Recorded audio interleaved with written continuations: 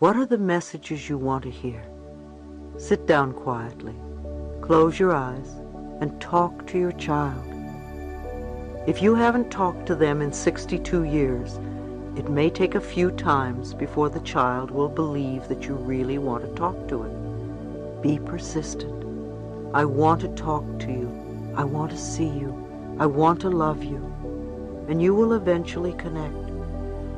You may see the child inside you, you may feel it, or you may hear it. One of the statements that you can make when you first talk to your child is an apology. Say that you are sorry that you haven't talked to it in all these years, or that you are sorry for scolding it for so long. Tell the child you want to make up for all the time spent apart from each other. Ask it how you can make it happy. Ask the child what frightens it. Ask how you can help, and ask what it wants from you. Start out with simple questions, and you will get the answers. What can I do to make you happy? What would you like today? For instance, you can say to the child, I'm going to work. What do you want to do? They may answer, go to the beach. The communication will have begun. In your mind's eye, see them going to the beach and having fun. Be consistent. If you can take just a few moments a day to begin to connect with the little person inside of you, life is going to be a lot better. Communicating with your inner child. Some of you may already be doing inner child work. There are many books on the subject, and many workshops and lectures are given about it. Self-Parenting by John Pollard III is excellent, and it's filled with wonderful exercises and activities that you can do with your inner child. If you are serious about doing practical work with your inner child, I recommend that you pick up this book. As I've said before, there is a lot of help offered in this area. You are not alone and helpless, but you need to reach out and ask for help so that you can get assistance. Another suggestion I have is to find a photograph of yourself as a child and really look at the photograph. Do you see a miserable little kid? Do you see a happy child? Whatever you see, connect with it. If you see a frightened child, ask why it was frightened and start doing something to make it feel better. Find several photos of your younger self and talk to the child in each photo. It also helps to talk to your child in the mirror. If you had a nickname as a child, use that name. Have a box of tissues handy. I suggest that you sit down in front of a mirror, because if you're standing, as soon as it gets difficult, you will run out the door. Instead, sit down with your box of tissues and start talking. Another exercise you can do is to communicate through writing. Again, lots of information will surface. Use 2 different colored pens or felt markers. With one colored pen in your dominant hand, write a question. With the other colored pen in your non-dominant hand, let your child write the answer. It's a very fascinating exercise. When you are writing the question, the adult thinks it knows the answer, but by the time you pick up the pen with the awkward hand, the answer often comes out quite differently than expected. You can draw together too. Many of you probably loved drawing and coloring when you were little children, until you were told to be neat and not to draw outside of the lines. So begin drawing again. Use your non-dominant hand to draw a picture about an event that just happened, and notice how you feel. Ask your child a question, and just let it draw with the non-dominant hand and see what it shows. If you can get together with others in small core groups or support groups, you can work on these ideas together. You can all let your inner children draw pictures. Then you can sit around and discuss what the pictures mean. The information you receive can be surprisingly insightful. Play with your little child. Do things that your child likes to do. When you were little, what did you really like to do?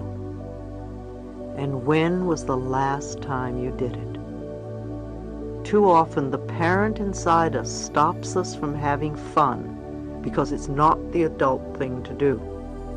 So take the time to play and have fun. Do the silly things you did when you were young, such as jumping in piles of leaves and running under the hose spray. Watch other children at play. It will bring back memories of the games you played. If you want more fun in your life, make the connection with your inner child and come from that space of spontaneity and joy. I promise that you will start having more fun in your life. Were you welcomed as a child? Were your parents really glad you were born? Were they delighted with your sexuality? Or did they want the opposite sex? Did you feel you were wanted as a child? Was there a celebration when you arrived? Whatever the responses were then, welcome your child now. Create a celebration. Tell it all the wonderful things you would tell a little baby who was welcomed into its new life. What is it you always wanted your parents to tell you when you were a child? What was it they never said that you wanted to hear? All right, tell your child that very thing. Tell it to your child every day for a month while looking in the mirror and see what happens. If you had alcoholic or abusive parents as a child, you can meditate and visualize them as sober, gentle people. Give your child what it wants. It has probably been deprived for too long. Start visualizing the sort of life you would like to have with this child. When the child feels safe and happy, it can trust you. Ask, what do I need to do so that you can trust me? Again, you will be amazed at some of the answers. If you had parents who are not loving at all, and it's really hard for you to relate to them, find a picture of what you think a loving father or a loving mother looks like. Put the pictures of the loving parents around the photo of yourself as a child. Create some new images. Rewrite your childhood if you must. The beliefs that you learned when you were little are still inside the child. If your parents had rigid ideas, and you're very hard on yourself, or tend to build walls, your child is probably still following your parents' rules. If you continue to pick on yourself for every mistake, it must be very scary for your inner child to wake up in the morning. What are you going to yell at me about today? What our parents did to us in the past was their consciousness. We are the parents now. We are using our consciousness. If you are still refusing to take care of the little child, you are stuck in self-righteous resentment. Invariably, it means there is still someone to forgive. So what is it you haven't forgiven yourself for? What do you need to let go of? Well, whatever it is, just let it go. If we are not giving the child praise and attention now, our parents aren't to blame. They were doing what they thought was right in that particular space and time. However, now in the present moment, we know what we can do to nourish the child within us.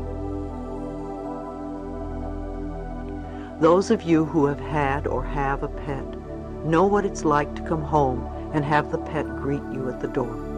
It doesn't care what you're wearing. It doesn't care how old you are, or if you have wrinkles, or how much money you made today. The animal only cares that you're there. It loves you unconditionally. Do that for yourself. Be thrilled that you are alive and that you are here.